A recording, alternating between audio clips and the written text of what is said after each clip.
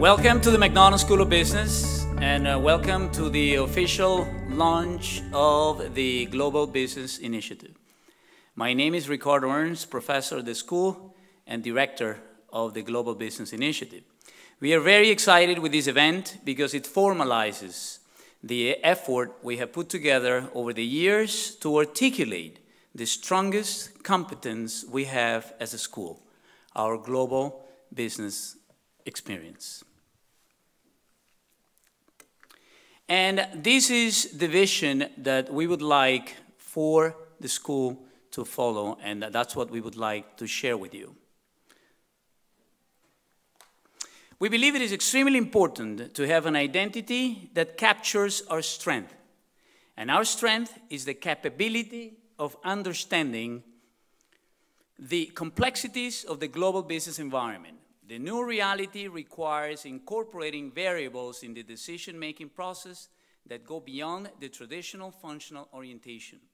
As such, at Georgetown McDonough, we have been leading by engaging our students in global business experiences, which I will introduce in detail later. That's why we are very excited about the new vision that we would like to introduce for the school, redefining Georgetown McDonough as the premier institute for global business education. Let me start by describing what is the Global Business Initiative. What do we do? We basically group it in 4 categories of actions. Number 1, to manage the global business experiences. This is an event, this is a type of activity we have been doing for over 15 years, and that is one of the most important footprints that we have as a school, and I will describe that in detail later.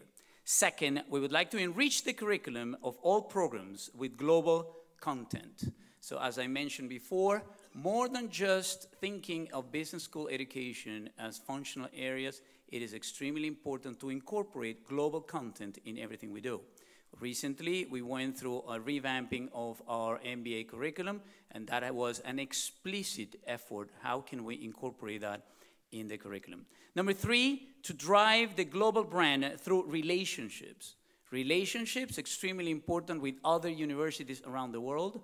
We strongly believe that to develop those relationships is key to the things we're trying to do, to drive this global brand not only through relationships, but also through events like this one, and to the extent possible, get outreach in the press. And number 4, and that is another extremely important, is to develop global networks with multiple stakeholders. So global networks, we strongly believe in networks. And as we said before, not only networks through or with other universities, but also extremely important with our enlarged and huge network of alumni, but as importantly, with a network with companies and many other global institutions. External validation is key to our endeavor, and that is why we have put together a board, as indicated in your programs, and we have many of our board members here with us today.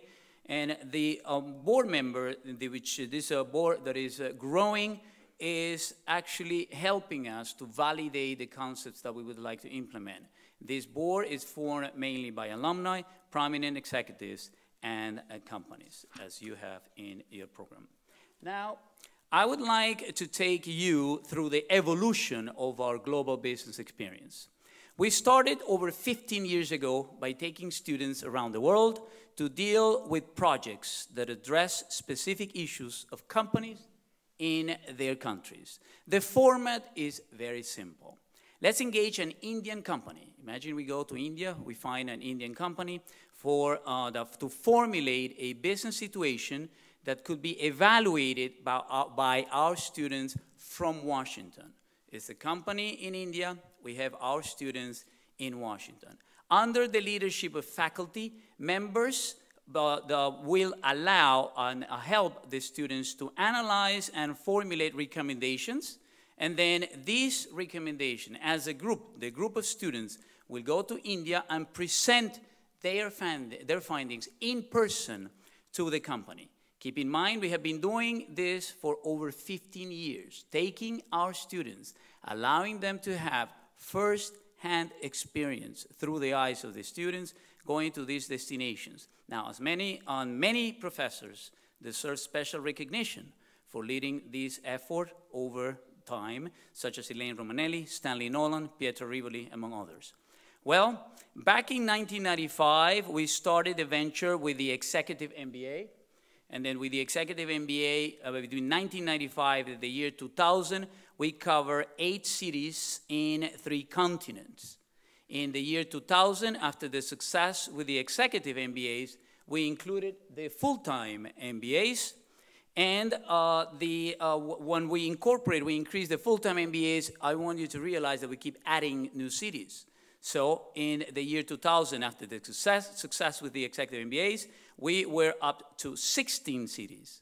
Finally, in 2007, we added all the programs. We wanted to incorporate all the graduate programs into what is our biggest footprint in the global arena, and by bringing in not only the part-time MBA, but also the Masters in Leadership. To date, we have been in over 12 countries, over 20 cities, and dealt with over 730 projects. Our students have evaluated over time over 730 different business situations around the world. Over 4,000 of our MBA students, over 4,000 of our MBA students, if you think about that, is 10 times the capacity of this auditorium. We have been sending those students around the world.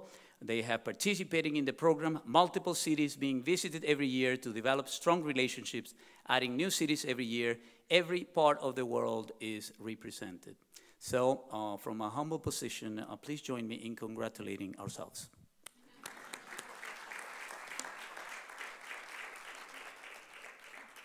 Now, we definitely want to include all the programs, and even though this has been an initiative mainly driven for the graduate programs, we now, with the working with the Dean of the undergrads, Norian Sharp, we are incorporating into this venture the undergrads. We would like the undergrads to also participate in our global business experiences. Now, today, these are the numbers for the full-time MBAs, and you will see an example in more detail later. We have been in 6 countries this year only, 51 projects. For the part-time MBAs, we're going to go to 3 countries, 25 projects. With the MBAs, or we call the MBA the Executive MBAs, 1 country, 10 projects, and the Masters in Leadership, 1 country and 8 projects. So let me just say, explain to you in some detail what we do with these things. The key competence in each one of these global business experiences, which we want to leverage even further, is the fact that learning happens through the eyes of the students under the leadership of faculty. So it is the most important component of our global business experience, is the fact that it is our students that once they go and have that first-hand experience. Our students are the ones that are actually going to the different countries and actually getting the exposure to the global environment. Before going, the consulting projects are chosen by faculty members, going to the different destinations, different countries, and scouting the best global projects. During the visit, the students present to the client their findings. The learning is not over, because once that they are returning, students will continue the conversation into what we call clusters of knowledge, which we will give you a live example of what we're talking about. The idea is very simple, but we hope very powerful. If a student chooses to go to China, let's say it's part of their destination, he or she goes to Beijing in connection with a company facing a marketing problem. He or she might not know what are the issues for a marketing problem in, let's say, Sao Paulo, where some of his classmates or her classmates went to. So when the student comes back to Washington, we will have students from all the sections sharing and exchanging ideas about marketing problems in the world, not only in their original destinations. Then the student that went to China will learn not only about what happened in Beijing, but also about marketing issues in Spain, Vietnam, Brazil, and Turkey. So as you see, our students get a first-hand exposure to the world by sharing with their classmates what's going on in terms of sharing the experience with their classmates. So this is what happens before they go to the preparation with guidance of faculty. So for 6 weeks, they are here. And then we all, not only is faculty trying to teach and share with them frameworks that will allow them to deal with the problem, but at the same time, if we are going to Spain, then we will try to organize visits from the Spanish ambassador. We will organize visits from people that can talk to the students about the history of Spain, and they can talk to them about the political system in Spain, the economic system in Spain, and so on. Then after they have the preparation here in Washington, then they go to the destination. Students travel to their countries and present their results. And then finally, this is what the clusters are, what we would like the clusters to be.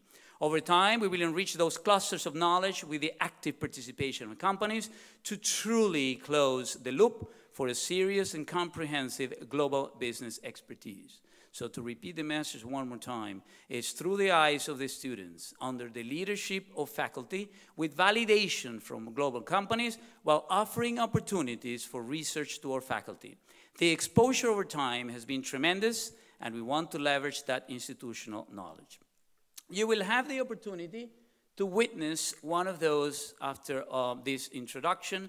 This is just the countries that we had the opportunity of visiting this year with the full-time MBAs. So you will see a discussion, a presentation, just a live on what is the type of knowledge that we get from these 6 countries that these students had the opportunity of visiting. And this is just a sample of the companies that our students were dealing with, the projects that they were dealing with.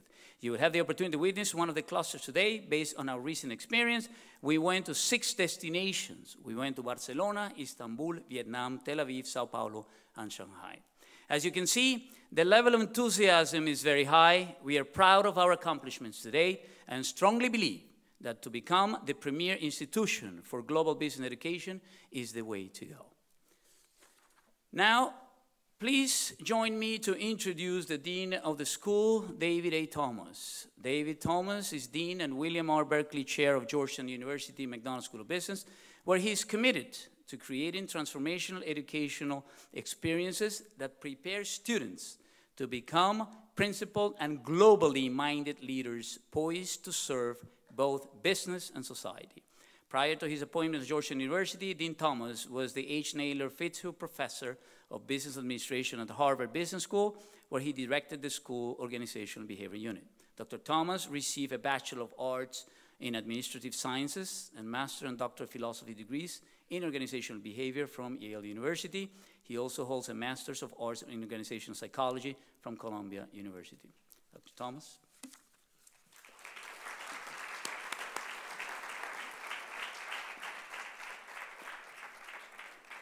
Thank you. Thank you, Ricardo, for the leadership that you've shown around our Global Business Initiative. I'd also like to recognize and thank the members of our Global Business Advisory Board who are here, and in particular, Maximo Blandon, who serves as a chair of our advisory board. I'm grateful for the opportunity to be able to take just a few minutes to share with you some of my thoughts about where we are. And if you know anything about the life of a dean, you spend a lot of time simply deciding where it's important for you to show up. Because on any given day, you have lots of choices about places you can be. And one of the things that always guides me in those choices is to show up in the places where I think we're doing something that has to do with how we can make a unique difference in the world based on who we are as an institution. And I think what today marks is the renewal of the commitment and aspiration of Georgetown University and the McDonald School of Business to be the global business education institution in the world. That is a high aspiration. Ricardo has introduced you to the history of us being on this path as long as any business school in the country. If you think about when we started our initial forays to take students beyond the banks of the Potomac, to look at business problems around the world and how we've expanded that over the course of almost 20 years of engagement. But then the question is, because we hear lots of business schools now talk about global, so the use of the word is not new. And indeed, as many of you know, this is my second year here as dean, and I remember when I came and was doing my listening tour, and some people said, well, global's one of these things that distinguishes us, but now everybody's doing it. Maybe we should give it up, walk away from it. Because after all, strategy is about being distinctive, right? And we need to do something different. But as I also looked at the school and talked to people and tried to ask this question, sort of what's the DNA of the place, it became clear to me that global is in the DNA. And so what I said was, well, there's a couple of ways to think about strategy. One is that you want to be doing something that's different than everybody else. That's one view of strategy. The other way to think about strategy is the Southwest Air, what I call the Southwest Airlines example. Lots of people are in the low-fare air business, but nobody does it like Southwest. So there may be lots of schools in the global business education business, but our aim is to make Georgetown McDonough School of Business a place where nobody does it like us. And that's about driving it into the way we think about everything we do. And Ricardo, gave you some examples of what we're doing, that we're now with Norianne Sharp's leadership, looking at how we deepen this into our undergraduate. Also, if you look at what we've done in terms of thinking about career services, our global career conference, which is a one-of-a-kind event that we invite students from our peer schools in the top 25 to join us in. So we're thinking about this at every level of what we do, as well as in our curriculum. But what is it that I think gives us the opportunity to actually fulfill our aspirations? And I think it has to do with some of the unique endowments that we rest on, that we sit upon. The first is the fact that we are in the most global city in the world. Every country and almost every major company today exists here in Washington. That's an asset that we can continually leverage to draw people here, as well as for us to extend ourselves out. Perhaps even more importantly is the heritage that we are connected to, the Jesuit heritage, which, if you think about it, is the most global network of higher education institutions in the world that we're connected to, not to mention the history that comes with the Jesuit traditions, its orientation towards service to business and society, and Georgetown University, which has one of the most global reputations and respect in the world. We also are global in nature when we look at our faculty and our students and our alumni. And when we bring those things together, I think it gives us a unique set of endowments for us to leverage to be successful in these aspirations, to be the preeminent global business institution in the world. And what we need every day is for us to come and continually use the richness of who we are to not only be global when we go out into the world, but also to be global at home. Because every day that we come into this building, we have much of the world represented right inside this building. And I think a major goal for us should be able to use the diversity of our global insights every day that we step into the classroom, and not simply when we go out to do a consulting project. And that requires all of us to grow in new ways.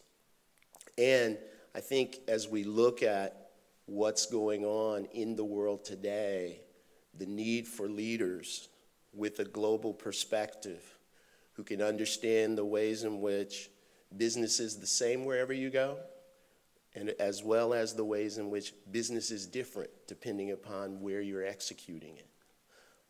That's really the paradox that we need leaders to be able to understand and execute around. And I think we have an amazing opportunity to be leaders in that space in the context of business education, and after our graduates go out into the world in the context of leaders leading the world and trying to make life better for the rest of the society. So with that, I will let you get on to the important work of today, but I wanted to take a moment to thank you for being with us on this journey to preeminence as a global business institution. So thank you.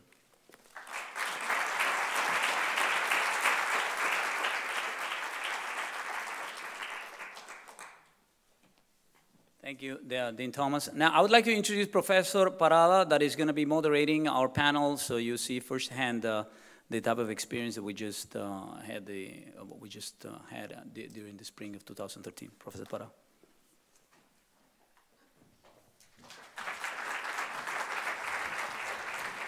Please take your seats.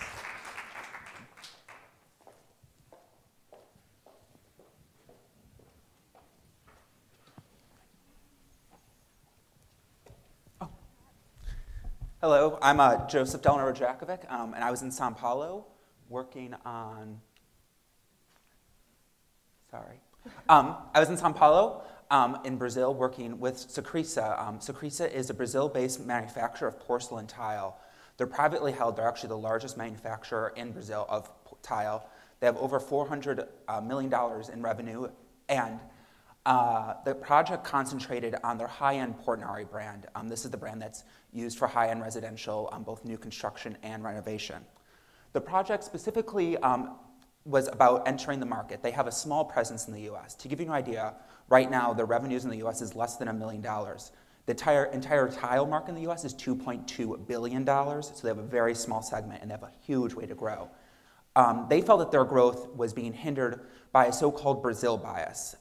That's to say that they felt that there's a perception in the US that the Brazil manufacturers are not as high quality as Italian or Spanish manufacturers, and as a result, they couldn't command the prices that they felt that their product needed to get.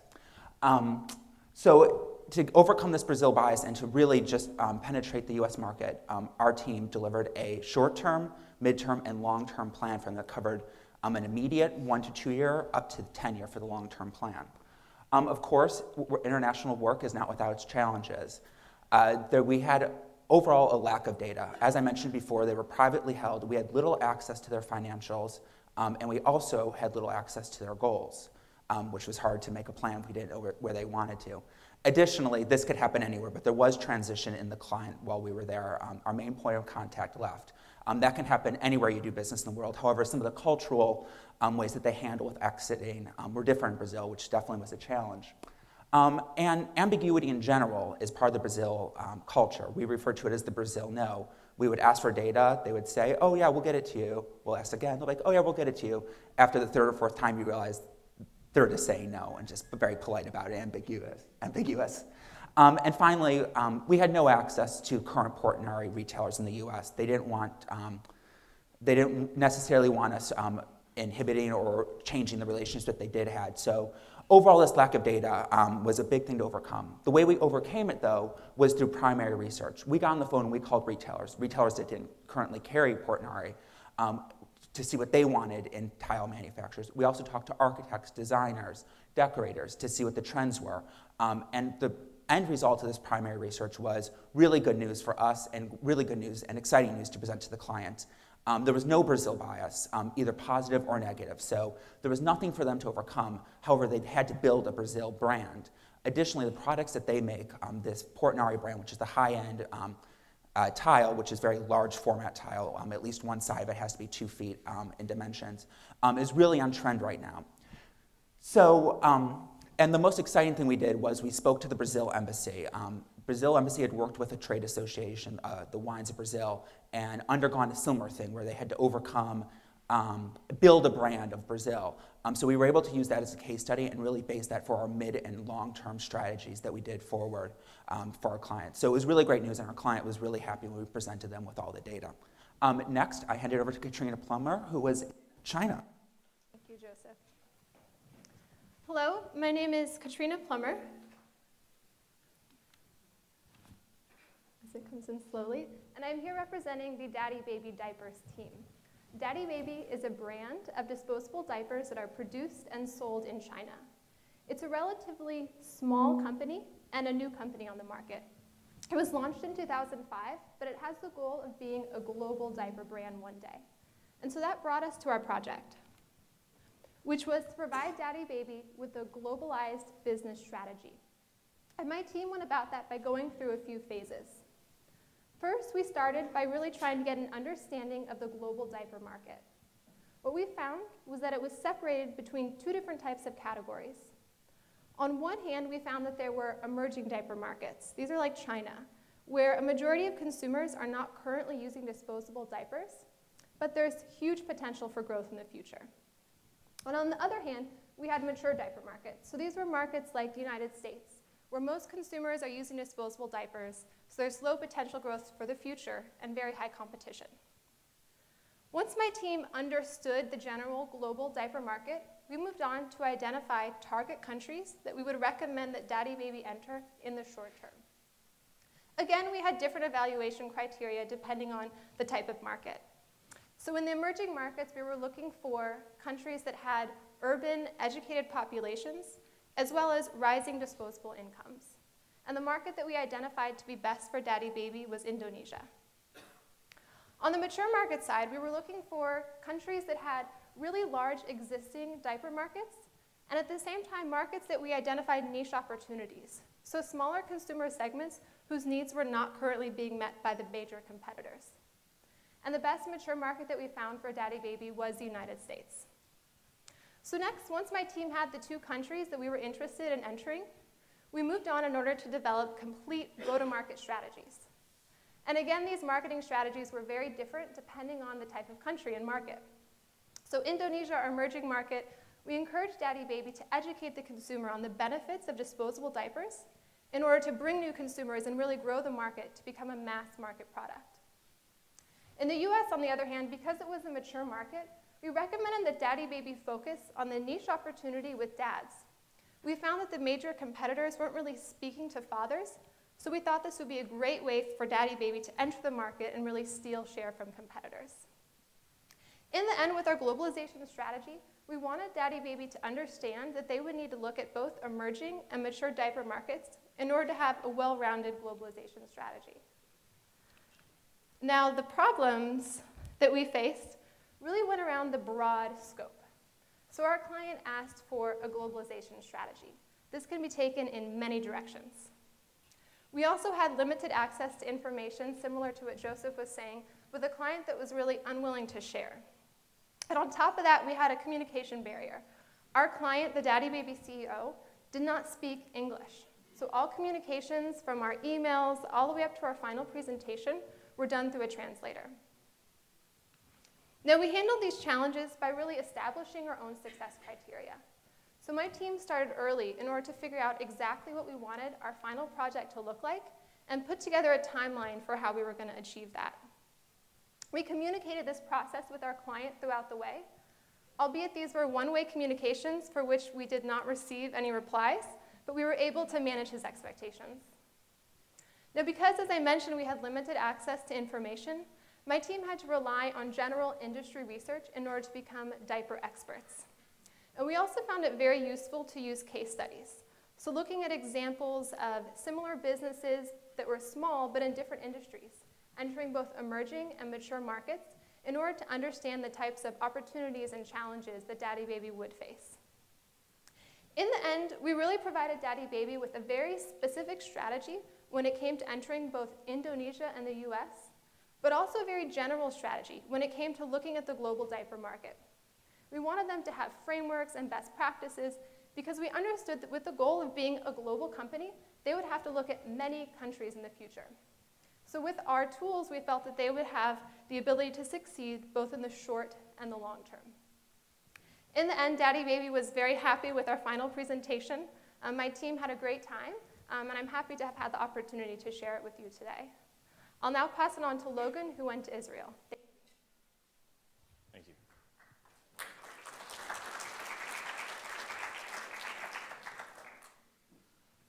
So my name is Logan Soya. I worked with Nest Corporation in Israel. They are a $600 million annual revenue company out of Israel, one of the largest in Israel, actually. As you can imagine, the country isn't that large. They're private now, although they were public, private through a buyout. And they offer IT services on an international scale. The challenge that Nest approached us with was to come up with a business plan and an approach on how to bring a new offering.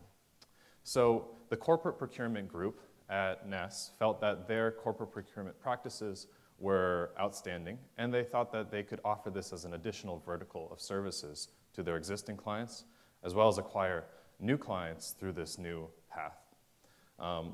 One of the particular strategic advantages they felt that this could bring them was that procurement is something that exposes them to the CFO and the CEO levels, as opposed to just the CIO through their traditional IT services. And so we as a group had to come up with a business plan. It was very interesting because it was a broad problem, right? Everything from what countries should we start in, how exactly should we penetrate the procurement industry, and how do we start, right? So unlike or similar to the broad scope issues of my prior speakers, we had the same problem. Although our limited information didn't come necessarily from the client not wanting to give information. In fact, in Israel, everybody was very candid, and we were basically treated like family the moment we started jumping on phone calls with them. But it was just the case that the client didn't really know where to start, and they were kind of going on this journey with us. So in the end, we came up with a very nice business plan that identified 3 particular countries of interest for them to penetrate into, including Israel, Turkey, and Romania. And we also selected which industries would be most advantageous for them to start their attack, if you will, with this offering of procurement in healthcare, retail, and also high-tech IT services. From a team perspective, this was it was pretty interesting dynamic for us because we had a number of international students that was on our team, and so that played an important role in how we kind of developed our business plan, and we had a lot of back and forth. So we actually took a very less organized approach, sort of a divide and conquer approach of a lot of industry research, a lot of hand-holding in terms of walking with the client and talking with them through some of their own experiences as they were making their own proposals to potential clients, and then come up with an implementation plan and scope. One of the things that was very important for us is that our client was literally going through this as we spoke to them. So they were, coming back with us with feedback about, pitch presentations and potential client meetings. And so very front of mind was not just the frameworks, but also how are we going to implement that. And so with that, I'm thrilled to be able to answer any more questions about that, and I'll pass that on to you. Thank you, Logan.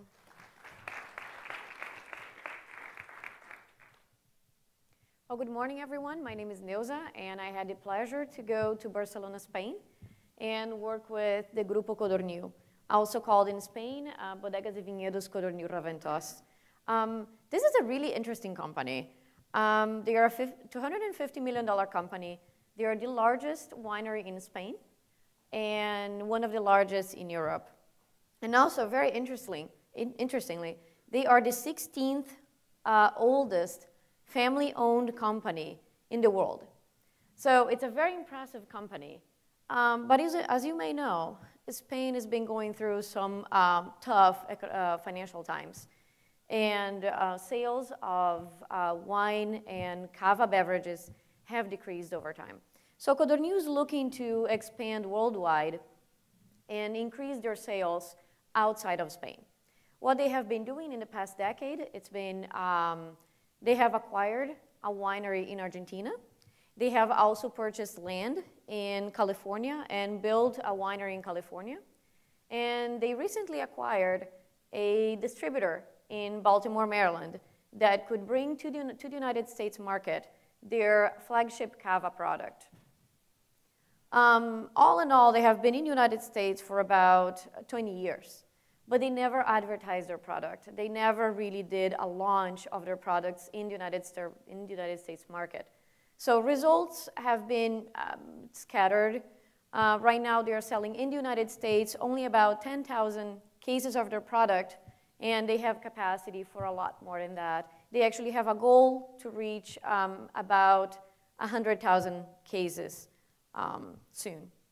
So we were commissioned to develop basically a business plan for them. So it's a marketing entry, a market penetration plan, in which we would have to develop for them a detailed one-year marketing plan, and then a 3-year marketing outlook for the company.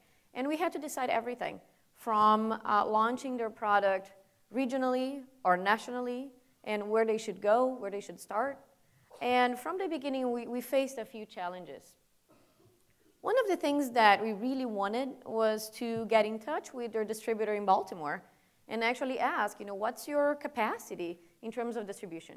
What are the current channels that you have, and what have you been struggling with? And we felt really strongly that that would help guide us, in our project.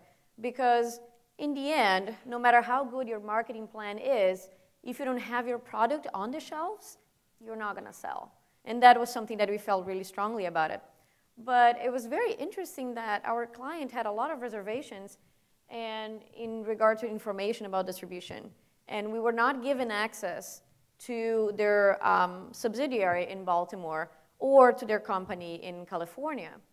And in general, we had very little information about their distribution, their capabilities.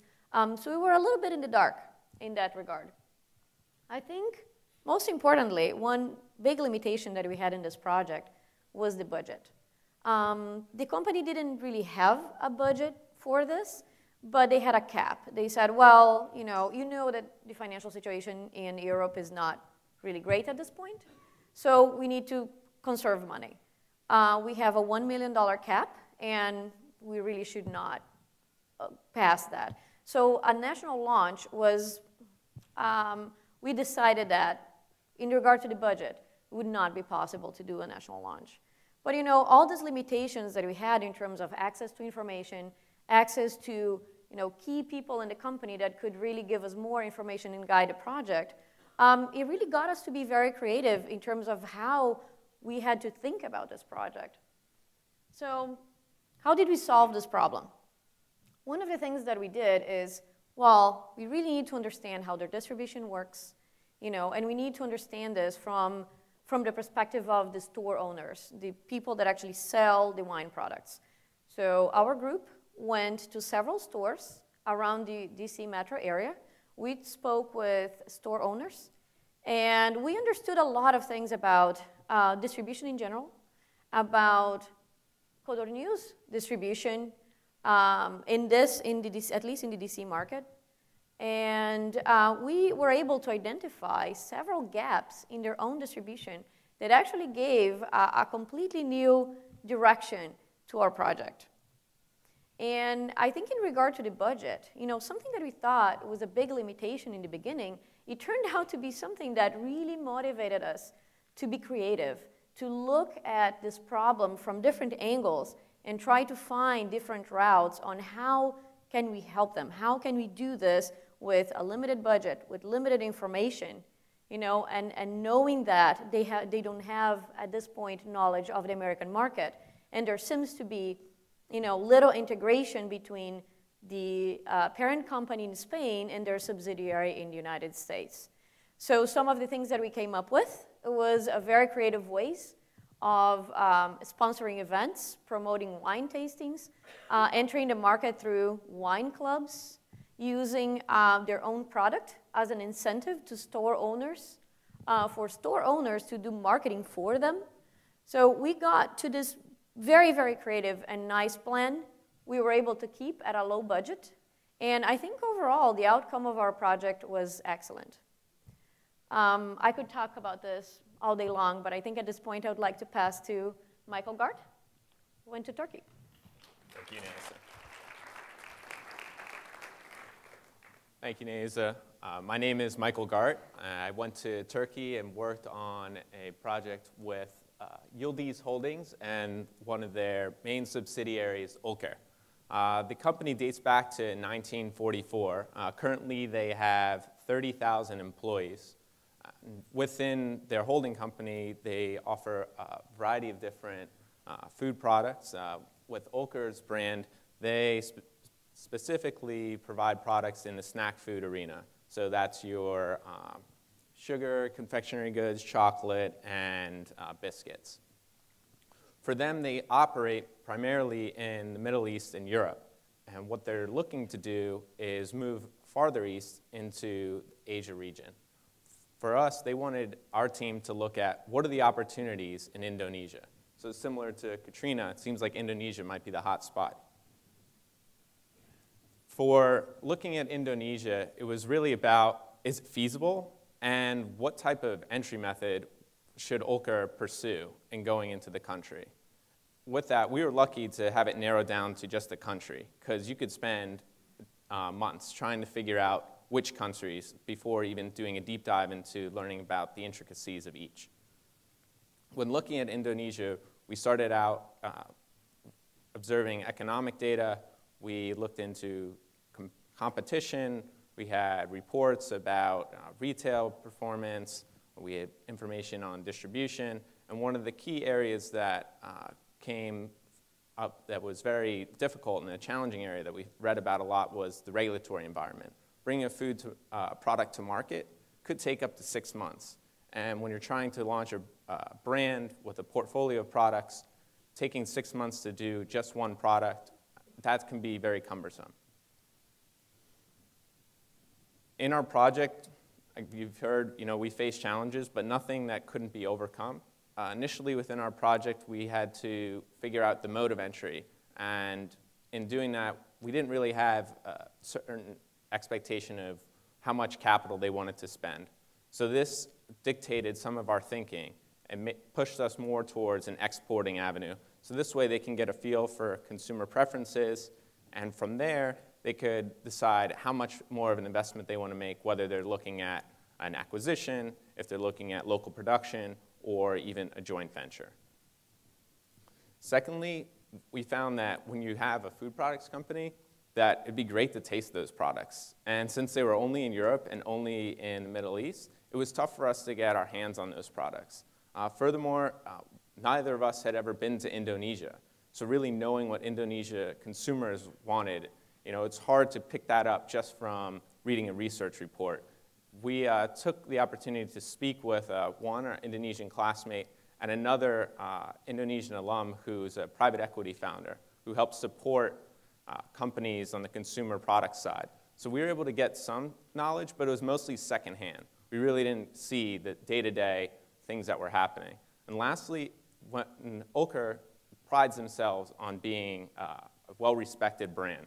They believe that that's one of the things that really gives them weight in the Middle East and Europe when it comes to their products.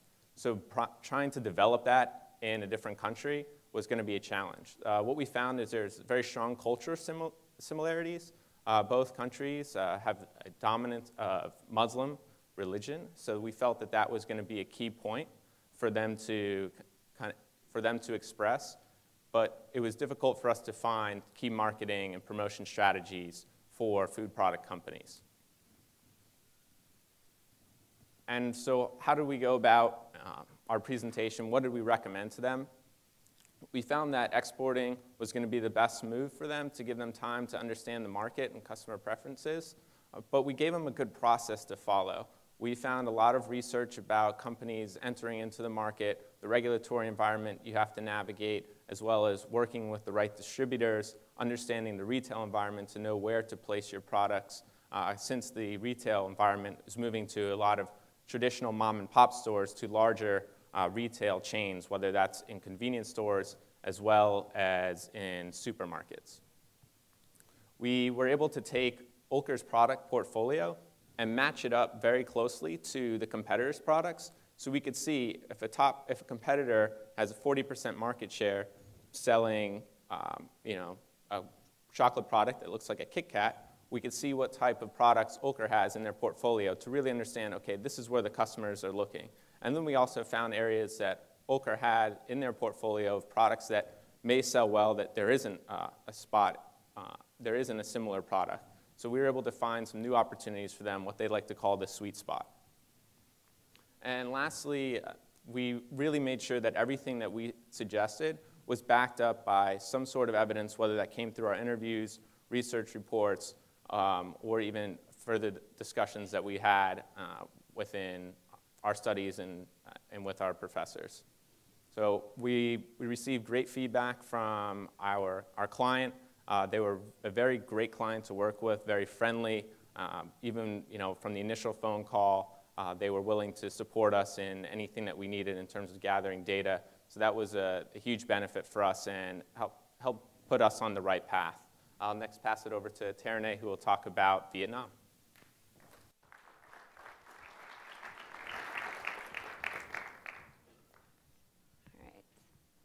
So my name is Terene Bastani, and I had the opportunity to go to Ho Chi Minh City for my global project. It was basically a study of whether there would be a market for an MBA program for the Vietnam community through the Fulbright School. So our client was a Fulbright economics teaching program, which is a partnership between the Harvard Kennedy School and a university in Vietnam. And it is funded by the US government, which is actually key to looking at the overall feasibility, and I'll go into that later. Something that hasn't been mentioned yet that was unique about this year's program was that we actually got to choose our projects, at least rank them in an order. So, a lot of these people, their project that they got was actually their top choice. So Fulbright was my top choice. I thought it was really important to the overall business economic climate in Vietnam. We got to hear a lot from a lot of different speakers when we were developing our projects, and many of the business leaders in Vietnam came back to the same thing, is that they had trouble hiring great people with a good business understanding and leadership potential. So for me, the project was extremely important to the overall economic development of Vietnam, and so I thought it was really interesting to have that opportunity.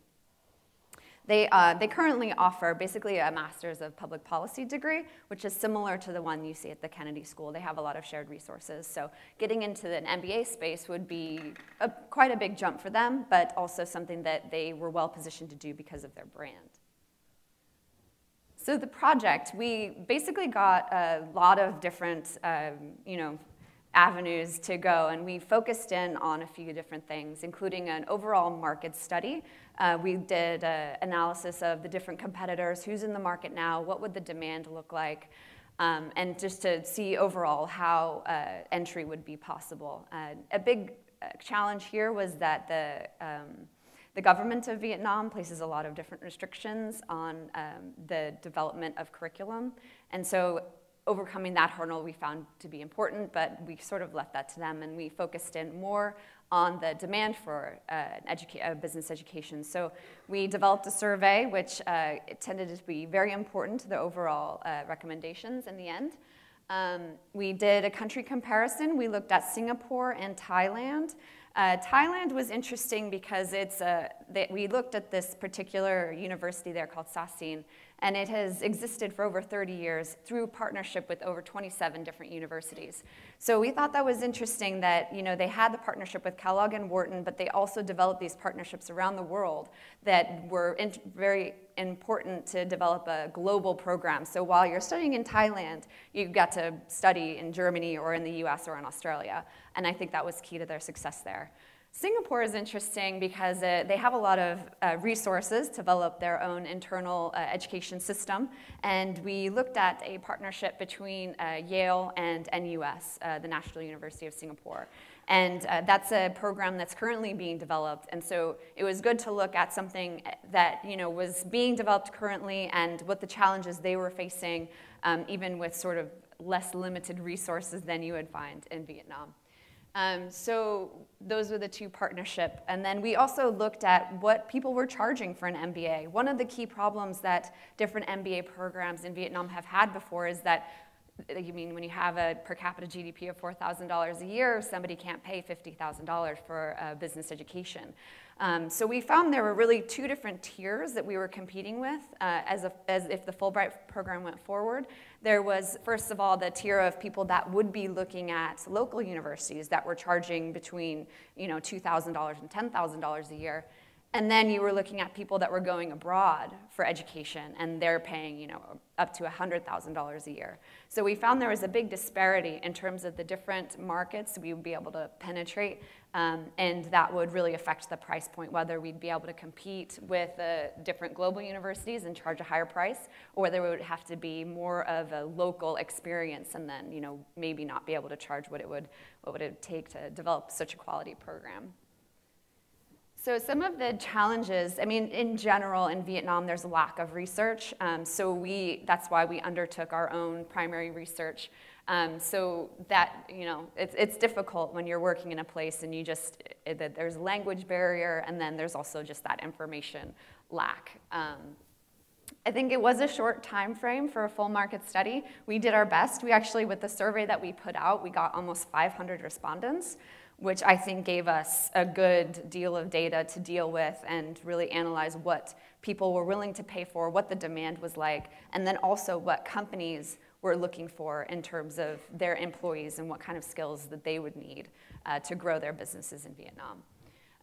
There were lots of different challenges that you meet. There's the language barrier. We were lucky enough to have a local person working with us. So we had 2 expats on the team and then also a local Vietnamese student who helped us with our primary research and our data gathering. Then there's also the mundane things like differences in holidays. So we had a week where there was basically no communication. And so we just made sure that we front-loaded our project, and we started actually before the semester. We started in December with our client communications just to deal with the different holidays. It's just things that you don't think are going to come up. But we got pretty good response to our surveys, but of course people are very busy, so response rate is always a challenge, I think. So solving the problem, how did we come out? We found that there are a few things that are sort of go, no-go decision makers. So we delivered a full market study and then an analysis of the surveys and of the different country comparisons, Singapore and Thailand. And then our final model was basically a decision tree to see what kind of things needed to be in place for them to go forward with an MBA education. So there are a lot of different things like, they would require funding to get the program off the ground, which of course would be a showstopper if they didn't achieve, but also the willingness to pay for a kind of quality education. And we found that it was pretty good, so we were able to give them sort of a plan moving forward on what else they needed to evaluate in order to go full blast into the program. So we thought that they had a very strong brand name. Obviously, Fulbright is known around the world for being a quality educational institution and programs. And so to leverage that would be key to forming a new program. So thanks very much. I'll pass it off to Professor Parada for our discussion.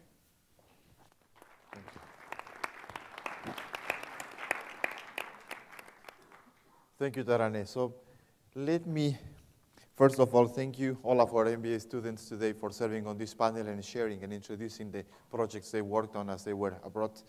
I guess the audience by now perceives a number of issues. One would be that the fact that you were able to choose the projects you were truly interested in really gave you the possibility to go the extra mile and face all the challenges and do the extra work, and we can perceive and they can perceive the passion, the commitment you had on making this work, and that's a richer learning experience in the end, and also a richer experience for the clients themselves. I guess also that by now the audience perceives that there's at least 2 levels of learning. One is the macro level in the sense that students have to understand the complexity of the countries and the locations where they are working, and sometimes even reaching out to other locations, Indonesia and other countries that actually extend beyond it. By the way, I should make a special mention to the case of Israel, but I'll do that in a minute. So that would be That is one level, but at the same time, there's the other, which is understanding the complexity of the firm. So you had to deal with different types of organizations, many of them family-owned businesses, which again have their own characteristics, others, the different sorts of organizations that also had a different legacy and heritage. No? And that also, I would say that's the macro perspective, and that is part of what you need to understand, beyond, of course, the industry structure and the nature of the strategy of the firm, etc. But there is a micro level, I would say, which is also how to manage in this complex environment. And a number of things you mentioned is how do you deal around these differences and difficulties. For example, things we take for granted, the access to information that is so common, right? And in a controlled environment as a business school, you will receive most of that. You have to do research, but still you know where that is available. And you all had to deal with that complexity at some stage. And I think what the audience also perceived is how creative you were in approaching this task. Through a number of different methodologies, you looked for other sources, and in the end, you were able to bridge this gap. Or even communication issues. We tend to assume that it would be easy to communicate with the business community around the world, and we discovered that is not necessarily the case, right? And even at the language. And again, some of you had to deal with the translators during your journey around the world, and that's part of the experience, I guess. But there is more.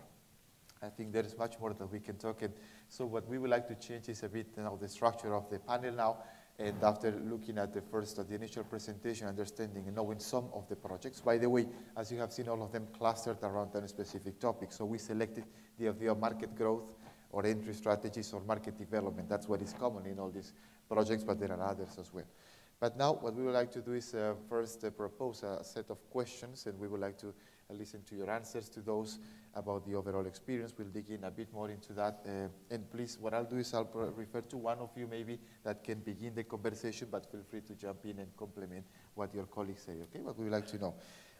Let me, for example, begin with a very general question. What did you learn or discover from your host country? Or that would be, or even about the company. And let me turn on to Neusa, for example, on this one. You probably can begin. Mm-hmm. Okay, thank you. So I've been to Spain quite a few times and as a visitor, and in the past I just perceived Spain as this country with really good wine, really good cava, really good food, very friendly people. But this time around that I went on a business trip, I learned several things that really surprised me. And one of them is I learned that despite all the economic struggles in the recent years, in Barcelona there are institutions like the Barcelona Activa that they really motivate entrepreneurs to start their own business. They give them resources to get connected not only to resources, but to other entrepreneurs. And in Spain right now, there is also a very big focus on technology. There are lots of innovations coming from Spain, from how to harvest solar energy, new ways to harvest solar energy, to aerospace innovation, to music technology. So before, I've never thought about Spain in terms of being the technologic hub that is really growing to be. You didn't mention the Football Club Barcelona, by the way. Oh, yeah. It was a pleasant visit to the FC Barcelona. That's another one. Okay, thank you so much. I think I'll add to that. For Israel, we faced, although we were dealing with a 600 million annual revenue company from Israel, we were really dealing with the same classic startup nation challenge that, so many other small companies were in Israel. And so that was very fascinating to us to kind of be able to kind of taste that firsthand, which is something that you read in the newspapers and you hear about so often.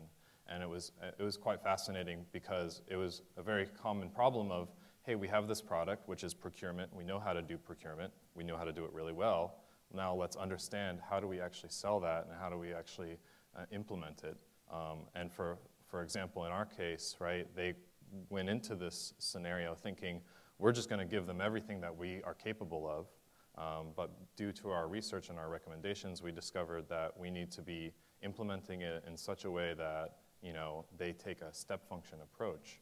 And so taking that a step back to your question earlier, like from, again, the startup nation element, learning those lessons through the eyes of an Israeli company was really fascinating. Sort of on the small company, we had a small company. It was started by a husband and wife. But what was so interesting was that because it was a Chinese company, they had a very different perspective when it came to market potential, just because the Chinese market is just so large, 4 times the size of the US or more than that. So when we were talking about the United States market to them and saying the market size, everyone sort of chuckled because it just seemed so small, just because China is so large. And so that was just something interesting to remember, just with such a large market and the potential that it has there. So that was something I definitely took away. So Vietnam had a rough 20th century, but something that really surprised me is that it's a fairly resilient market. The project that we were in obviously was sort of the fundamentals were based on aid, but I think what you see in Vietnam is an economy that's struggling to come out from under the umbrella of foreign aid, and that is actually, doing pretty well if you look at the different industries that are there. So just something that really surprised me is the resilience of the Vietnamese people. They haven't forgotten about the war, I can assure you, but I think that they're really working hard to move forward with their economy, and so it was really interesting.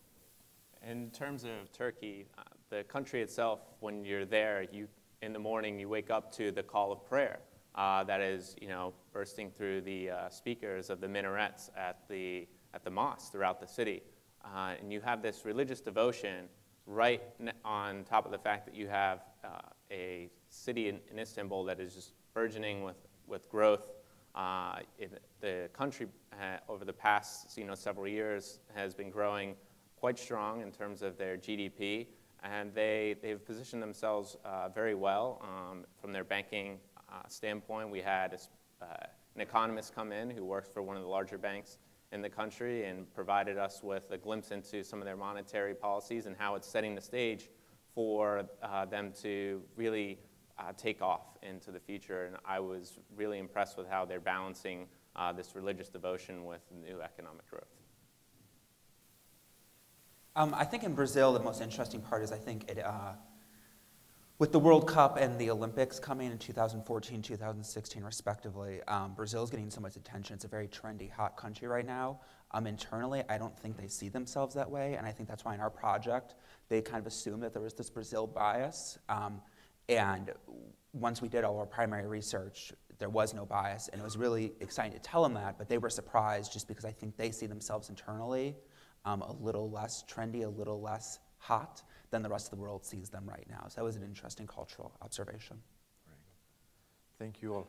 So it's interesting. You can see that, that your learning was not only at the level of the interaction with the firm, but also observing the country and other institutions, as you say, independently of the situation of the country, you discovered and you saw that there's organizations, firms, and individuals who are doing well and trying to improve themselves, either in tough situations, Vietnam trying to get rid of the support of other nations and countries, or Spain that is going through the financial crisis in Europe, but other countries who are on the more positive side. The Chinese, aware of their size and importance and legitimacy in the world context, or Israel, which is in this positive loop for years now, building up technological firms, just to illustrate a few, or Sao Paulo, as one of the focuses, and homage granted to Mundo, as they say. Very good.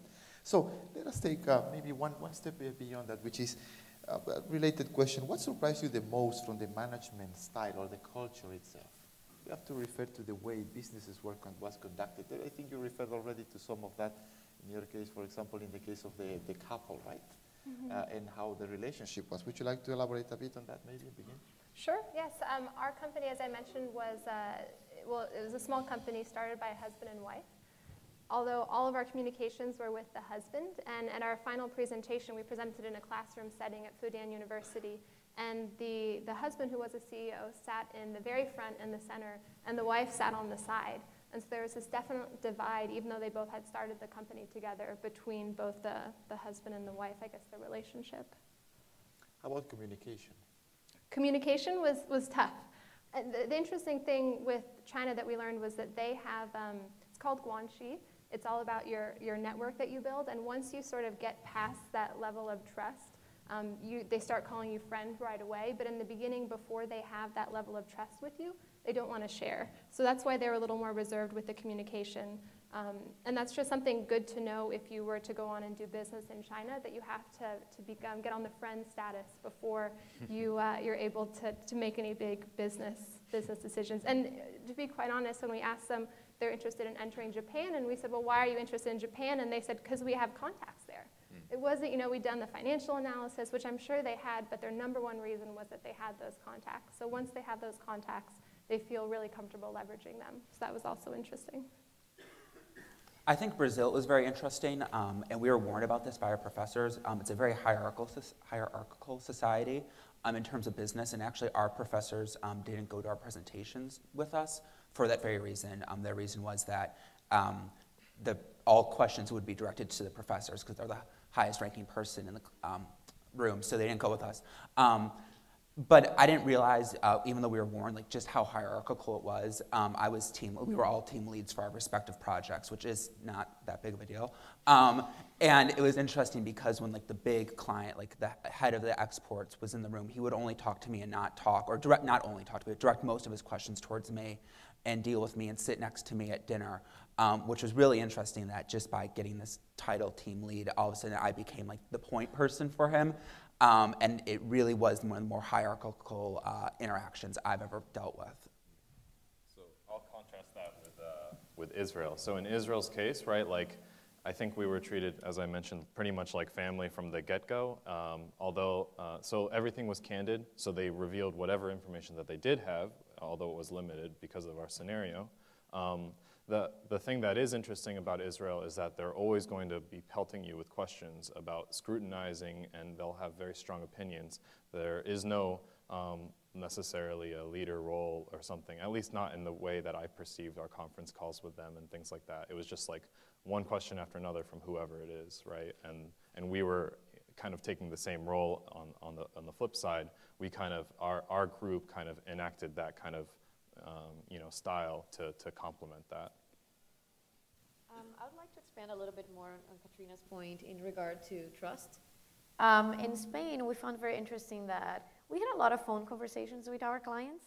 And one of the things that we noticed is that during our phone conversations, there was always like this reluctancy in sharing information, in talking a little bit more about the company. But once we met them in person, once we met like the whole management, it was like, well, now I know you. Now I can really, now you're family. And I think this is something that is true in a lot of different cultures. But I think with Spain, it was definitely very prominent. It was definitely evident. And I think another point about Spain, it was that it really surprised me that in terms of the management, I met with about 7 of their global marketing managers. And I was very surprised to learn how little they actually know about other cultures. Most of them have grown, lived, and worked within the same state or city that they were born. And they are managing this big global company and managing effectively. So that, for me, it was a little bit of a culture shock when we compare to the United States, where people tend to move around at a very early age, to go to college, to undertake different types of job positions. So it's definitely a very different interaction. It's nice to learn about it. Yeah, I guess on the contrary to Neuza, the folks that we worked with, our main contact, she's originally from Turkey, but studied in Connecticut for her MBA. The main contact for the strategy department, or the head of the strategy department, he's worked around the world. For Pepsi in China, he was the president of a retail department store in the US. So there was a lot of international experience just within the strategy department, which I think is really essential for them as they're looking to expand from a country that's dominating the Middle East and Eastern Europe market into the new area of Asia. My experience was a bit unique in this sense because there were 3 people that we worked with on a day-to-day basis, and 2 of them were actually expats. But the third one was a Vietnamese. She worked for Fulbright as well. I think what I would comment on is just working with clients in general in the consulting way. And I think it was really important for us to start off on the right foot. I think keeping, introducing the formality and introducing the congeniality was really important to our working relationship. And so that's something that I'll take forward. Just that initial contact is very important, the first impression. So that's something I'll take forward into my career. Thank you all. So we read that you, first of all, were prepared by your faculty here at MSB, so you roughly knew what you could expect in the interactions with these companies, but still there was a process in which you had to understand better, adapt, and at the end, once you were able to connect with your customers, their clients on the other side for the projects at the beginning, but also I guess on the location quite a lot, then what is interesting is we perceive that you were able to build these rich relationships and deep and very important, and then it made it easier for you to continue working on the project, right? Some of you at some stage mentioned that actually you continue now with the contact with your clients as well, right? Was that you mentioned? Yes, I do. What is the sort of? So what is going on? What is the? Yeah, so this is related to kind of like our feedback on our outcome. So they're actually taking our presentation to the executive managers of Nest now because they found that our kind of incremental and step function approach of entering the procurement was very, very insightful. We provided a lot of interesting kind of like models in terms of like monitoring your cost of acquisition cost and weighing that against how much resources and investment you need to put into this. And so these kind of elements was very helpful. And so in that light, right, they're still kind of going back and forth. And obviously it's great for us because we want to learn, what's the outcome, the ultimate outcome from our project. Yes, similarly with Codorniu in Spain, I think they liked so much our recommendations that, the global marketing team is taking the proposal to implement our project to the high management. And that's one of the reasons why we're keeping in touch. But I think the other reason is also that we really connected when we were in Spain. We would admire each other professionally. We discussed a little bit about our similarities and differences. And we are just keeping in touch in general. Very good. That's a very important part as well on the overall global business initiative because you represent MSB and Georgetown, and as such also we need to know that the projects do have an impact on the clients themselves, and that's good to know that in these cases that was the situation. Let me take the advantage of an issue you introduced, which is the customer's feedback. So let me ask you, what did you take away from the customer's feedback at the end of the project? Because you had to make a final presentation on the destination or location, usually in the site of the firm, in some cases with the management, some others board members, or a combination of them. And the question is, so what was the customer feedback that you received? And what did you learn from that? I guess I'll start. This is not surprising, but I think it is an insight. We gave our presentation and we talked a lot about the macro environment and the overall market as we saw it in Vietnam. But as soon as we got to our survey and study results and our primary research and interviews with the corporate leaders of Vietnam, their ears really perked up. So it just gave a little bit of feedback to us on what we did really well. And it's not surprising that this kind of primary research would be the most helpful for them. But it's important to realize because we want to know going in what you can actually deliver. And I think that we were able to go the extra mile and deliver some good insights and research into what's actually going on in the market today, rather than just what's being said on the internet or in research online. So. I see in our presentation, as we walked through our recommendations, the management team was very interested as they were continuing to ask questions. What I recognized is in the scope and scale of the project that we had is we couldn't solve everything. At times we had the information coming later in the presentation. So that was a good confirmation to us that we were on the right track. We were thinking the way they were thinking. But they also alluded to other factors that we didn't consider. And so that helped me think, you really got to find somebody maybe to present this to who is in the similar shoes and walk through that and try and gain a lot of different perspectives before bringing something forth. So you're really thinking about your situation holistically. In terms of our project, with it being a market entry, the key takeaway or feedback that we got from the head of strategy was in anything that you do when you're introducing a new product or service, it's really trying to get into the shoes of the customer or whoever is buying that product and the consumer. For us, that was a big challenge. You know, there's no way we're getting to Indonesia, but it keeps it in your mind that you don't know how they think until you're in their shoes, and that's something that I know that I'll consider going forward into my career, is trying to get that perspective. Yeah, that is so true.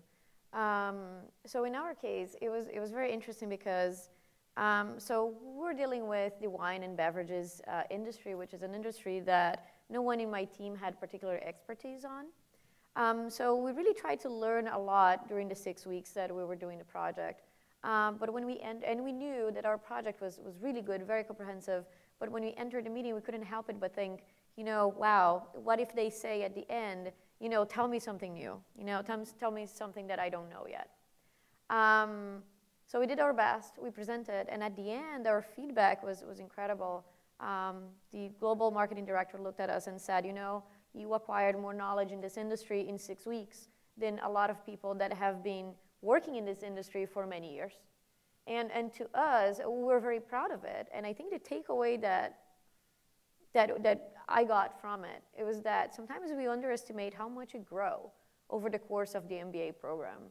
You know, we grow a lot, but we don't realize it. And then when we got to present and we get this type of feedback, you really realize, wow, you know, 2 years ago, I wouldn't have done this, but today I can do it. I think another takeaway for me is that we had a complex project. We arrived to answers. And because we have answers, it doesn't mean that the other side has answers as well. If they had, they wouldn't have asked the questions to begin with. So whatever direction you take within the project, you're always going to surprise, you know, your client with something new, either that they didn't know about it or that they didn't think you would approach it in that particular way. I think that from our case, it was kind of what I described earlier, is that the customer was very pleased with what our output was. It gave them a lot of clarity and insight into how they want to approach a lot of their customers. For us, it was great to have this kind of back and forth dialogue with them, because it was almost like a think tank session at the end of each of their pitches, where, you know, they would get on the call with us and they would be like, well, this is how we made the proposal, this is what we got to this stage, you know, we would consider this a qualified lead, or that we would consider this a, you know, sales funnel, all of that, you know, like, you know, this is where we get to take some of these lessons that we learned here at Georgetown and really apply them directly and see them in action, you know, so I think that that's my main takeaway and something that I think I really appreciate. The feedback that we received was interesting because as soon as questions started from our client, they were really around the U.S. strategy. They wanted to understand all our ideas on the U.S. and even sort of go into that strategy deeper right on the spot. And what came out with the questions was that they weren't looking at the U.S. because of the large market potential. They understood it was saturated, highly competitive. They were just interested in the benefit that it would bring their brand to be sold in the United States. For a Chinese company, especially with diapers, when you want very safe products, even if there's no difference between the diapers that are sold in the U.S. and China, just the knowledge that they're sold in the U.S. sort of would boost their brand. And so that was something interesting that we hadn't thought about as much before, but that really came out in the feedback. I think for us, very similar to Terene, we did spend a lot of time on the macro trends, both the U.S. economy and then, of course, how that's impacting housing, whether it be housing starts or if people are building equity to do renovations to be able to afford this high-end tile. They were very impressed by that.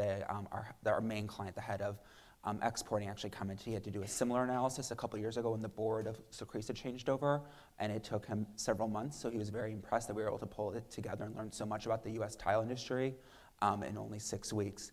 But the real value add that we added was through our primary research. They made that clear. It was great. And similar to what Noisa said, we were a little bit concerned that we were going in there telling nothing new. That absolutely was not the case. I think the access that we had to retailers, architects, and designers was much better than they have. On the architects and designers side, I think we all used our personal network and used friends of friends to really be able to pick the brains of our architect and designer friends. But retailers is really the ones where that was just picking up the phone or walking to the showroom. And I think what gave us so much better access than our clients could get is twofold. There's no language or cultural barrier.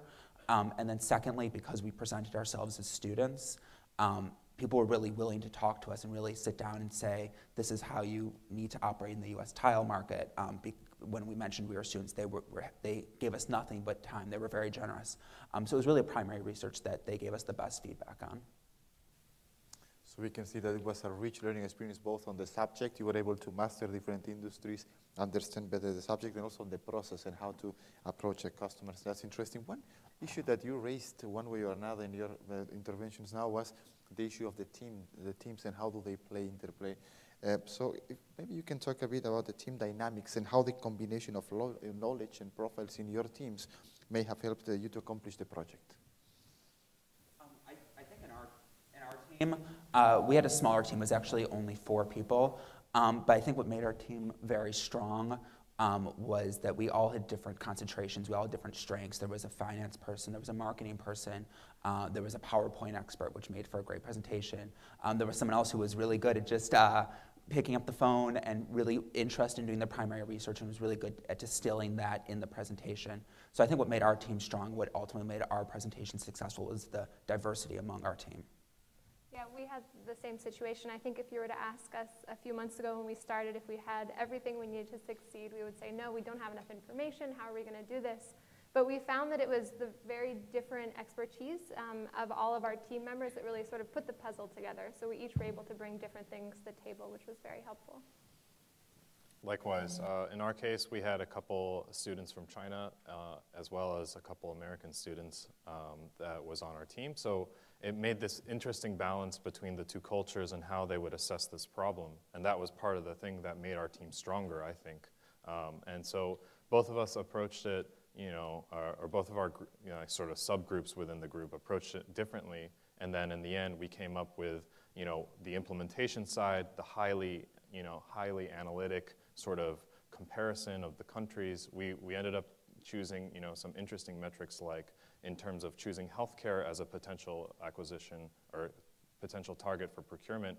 We were using metrics like healthcare expenditures to the number of hospital beds, right, to calculate that out, while at the same time we were still in the trenches with the client. So I think that team dynamic was very, very critical to be able to give us that good balance. Well, I agree with my colleagues. I would have very little to add. Pass on.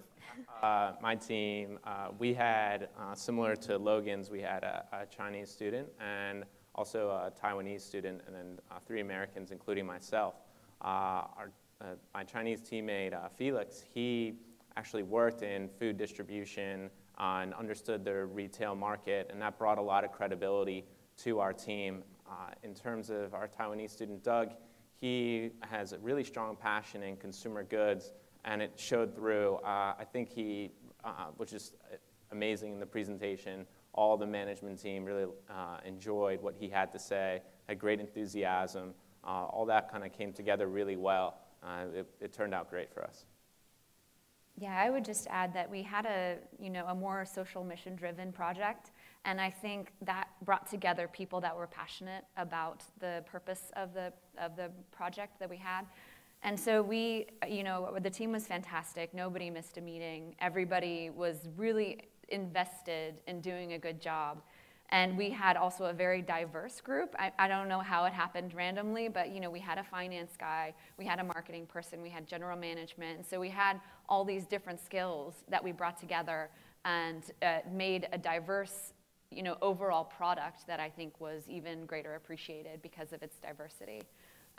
So I was really lucky. And I think I would just add that all the teamwork that we do here at Georgetown really prepared us to work functionally as a team with a client in a real life situation. So I felt pretty prepared going in, that I knew how to work with people, how to overcome challenges, because I had done it for a year and a half before that. Thank you. See, let me simply highlight that this is one of the specific issues in which the attention of the faculty and the team that is behind the Global Business Initiative is put into building the groups that will be able to deliver. No? Maybe then let me simply finish up with the last question. It will be a quick round, but it's about when we were preparing this session, one of the questions that we made at the end is, so what was the main lesson for you overall, of the overall experience? And I think that's what also we got very interesting answers from you. Would you like to make a quick last round on that? I would say that my overall lesson was that globalization is not a one-size-fits-all strategy. I know I harped on emerging and mature markets, but it was so important for our small company with limited resources to understand that they would have to spend the time in order to understand the market they were entering before exporting a strategy globally. So that was the key takeaway. I think for me it's flexibility. In international business, you never know what's going to happen next, and you especially don't know in different cultures how the client's going to react to that. So it's just being really flexible, be able to go with the flow. I'll actually turn this inward and say it was our own capabilities. I didn't realize how much capability we had going into this, because you're with, your classmates, of course you have faith in them, but you're with a daunting, huge business plan to produce, and then 6 weeks later, you feel really good, the client's happy. So obviously there's something to be taught about that. To me, oh, sorry. I would just say that we need radically different business models. When you have radically different markets, it's not, similar to what Katrina said, it's not one size fit all. We can't just plop down Georgetown University in Ho Chi Minh City. We're going to have to come up with new innovative ways to deliver education, and I think that's happening in the world, and it's really inspirational. I think to me, the main takeaway was about overcoming challenges. I think sometimes it's very easy and very comfortable to have all the data available and to let the data guide the project with a clear path and direction. But I think it's really when we have difficulties, challenges, roadblocks, that we are able to bring ourselves together and think outside the box and come up with very creative alternatives for projects. I harped on this earlier, but for main takeaway is really when you're working in business, you need to understand the customer, whether that's using surveys or being in their shoes, understanding the product and service from their perspective, doing market testing. That really adds to what you can discover and provide to your client or provide to your customer in the long run. Thank you all for your participation in this panel. It was really a pleasure, and congratulations for a work well done. I have to say that the feedback from the clients was excellent. And let me now get it back to Professor Ernst. Thank you so much. Thanking the panelists.